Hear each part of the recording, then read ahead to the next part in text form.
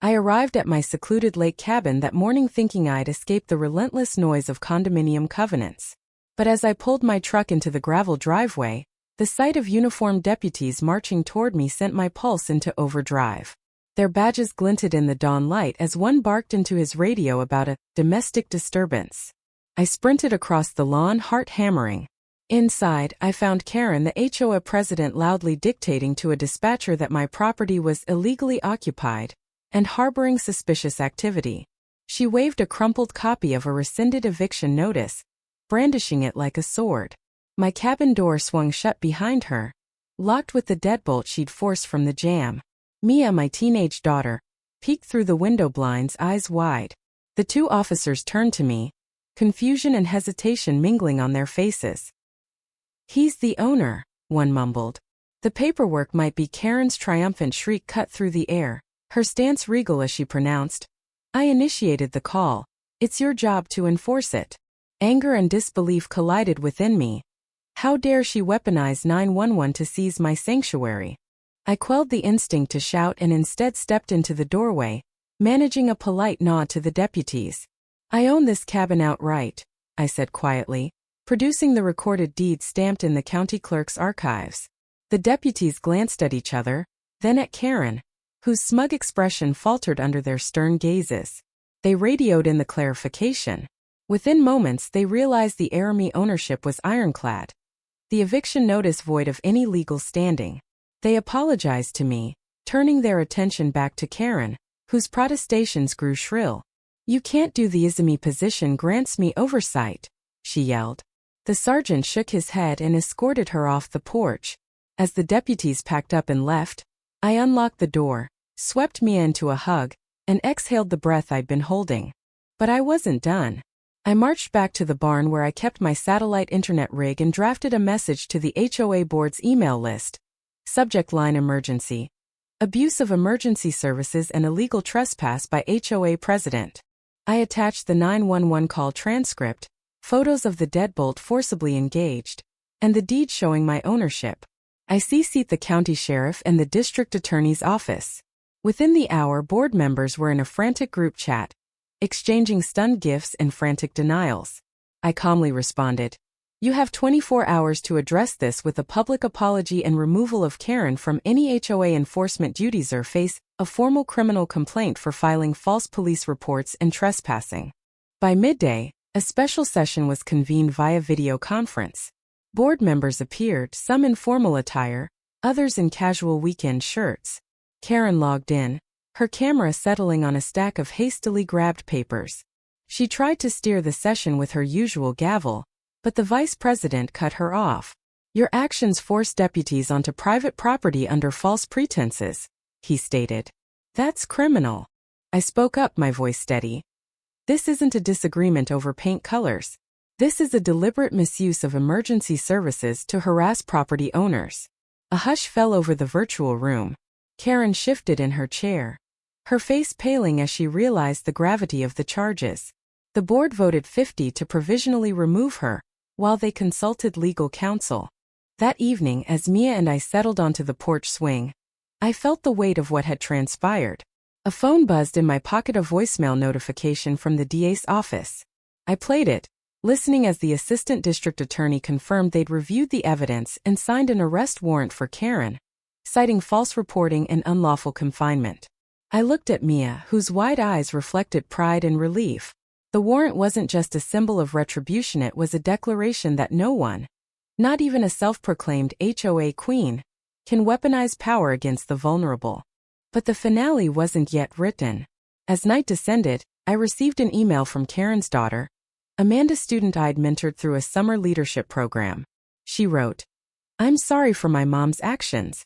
She's struggling with grief after my father's recent accident. I know it's not an excuse, but she's overwhelmed."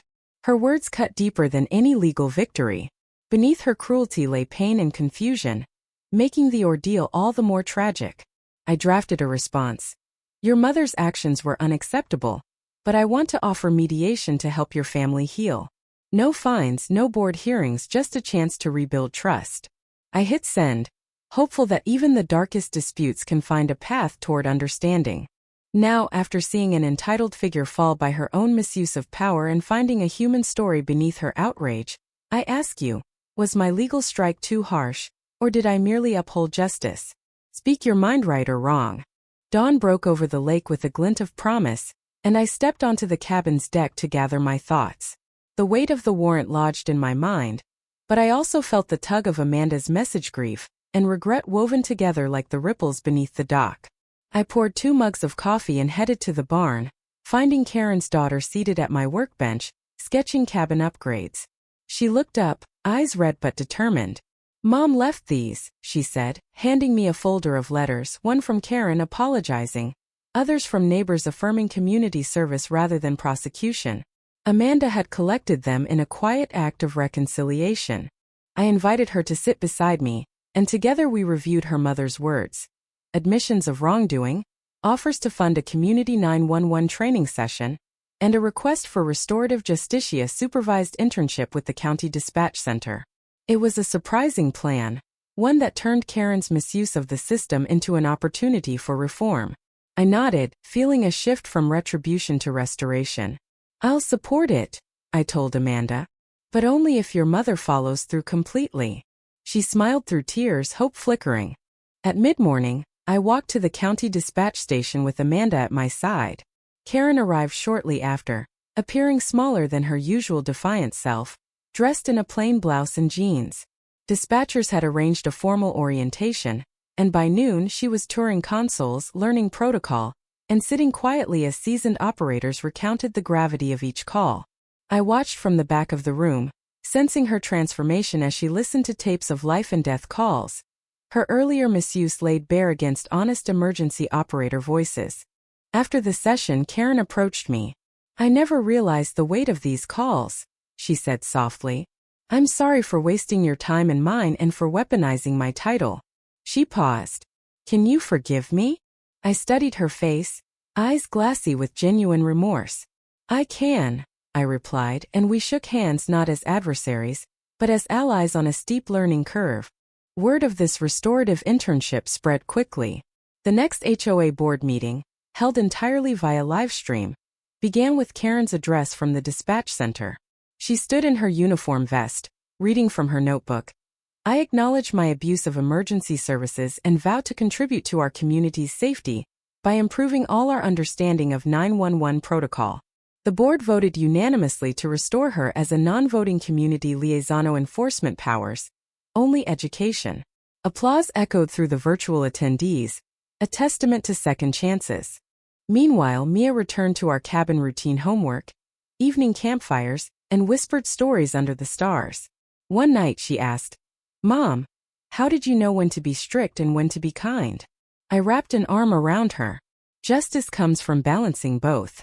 Sometimes you must defend what's right with unwavering force. Other times you must listen and learn." She nodded, eyes wide with the wisdom of a child growing up too soon.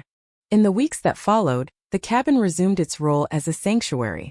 We hosted a neighborhood potluck on the deck, with Karen arriving first, her contribution small jars of homemade jam to thank everyone for their patience. Laughter filled the air as children chased fireflies and adults swapped tales of cabins, covenants, and common ground. As autumn's first leaves drifted, I received an invitation to speak at the county's annual Civic Leadership Summit. They wanted me to discuss my legal stand and the subsequent restorative process. Standing behind the podium, I recounted the events: the misuse of 911, the arrest warrant drawn by my hand, and the unexpected turn toward reconciliation through Amanda's plea and the dispatch internship. I emphasized that true leadership involves both accountability and compassion, holding people responsible, while offering paths to redemption. In the audience, I saw Karen seated front row, her posture straight and attentive. After my speech, she approached the stage, microphone in hand. "Thank you for guiding me toward a better understanding of service," she said, voice clear. She presented me with a framed dispatch recording, one where our voices intersected. Her frantic 911 call and my steady claim of ownership. "This recording reminds me of the consequences of wrong calls," she explained, "and the importance of using one's authority wisely."